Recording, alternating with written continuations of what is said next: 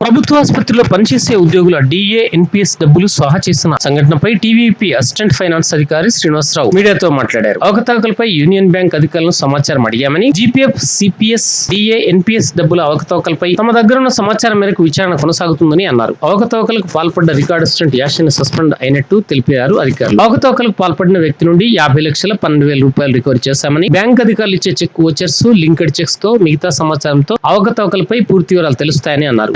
విచారణ అనంతరం పై అధికారుల సూచనల మేరకు చర్యలు ఉంటాయని ఆయన పేర్కొన్నారు.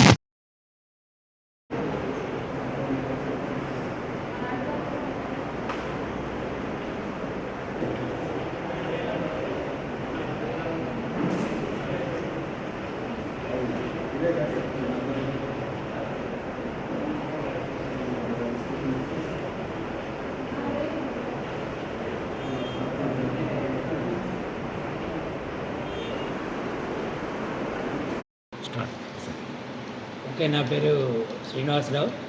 నేను ఇక్కడ అసిస్టెంట్ ఫైనాన్స్ ఆఫీసర్గా పనిచేస్తున్నా, టీవీవీపీ జగిత్యాల్.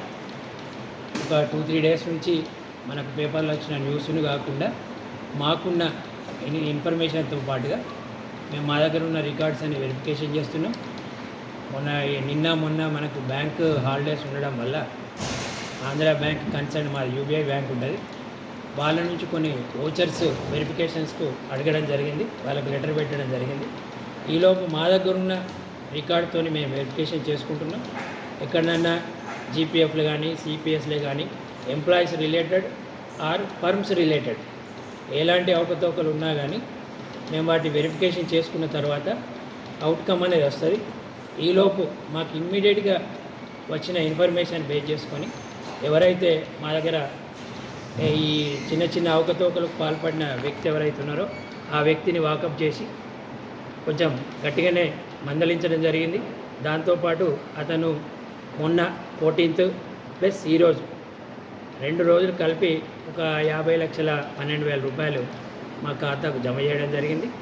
దీని కంటిన్యూషను ఎక్కడ కూడా పొరపాట్లు లేకుండా అక్యురేట్గా మేము ఇప్పటికే అన్ని వెరిఫికేషన్ చేస్తున్నాం. ఈ వెరిఫికేషన్ ఇంకా ఇంకొక 2-3 డేస్ పట్టవచ్చు.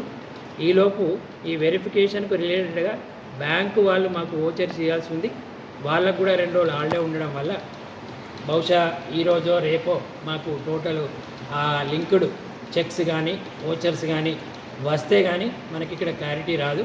కాబట్టి అది వచ్చిన తర్వాత మీకు టోటల్ క్లారిటీ ఇస్తాం. ఇప్పటి వరకు మాత్రం ఒక 50,12,000 రూపాయలు మేము రికవరీ చేయడం జరిగింది. ఇది ప్రిలిమినరీ ఎంక్వైరీలో ఇది తెలిసింది. ఇంకా కూడా మేము డీటెయిల్గా పోతున్నాం. ఇంకొక 2-3 డేస్ మాకు క్లారిటీ వస్తుంది. ఈ 2-3 డేస్ వచ్చిన తర్వాత ఇంకేమైనా ఉన్నా కానీ అతని దగ్గర నుంచి మేము రికవరీ చేస్తాం. చట్టరీత్యా ఏ విధమైన చర్యలు ఉంటాయో పై అధికారుల ఆదేశాల ప్రకారంగా చర్యలు కూడా తీసుకుంటాం. ఇందులో సార్ టోటల్ అమౌంట్ ఎంత?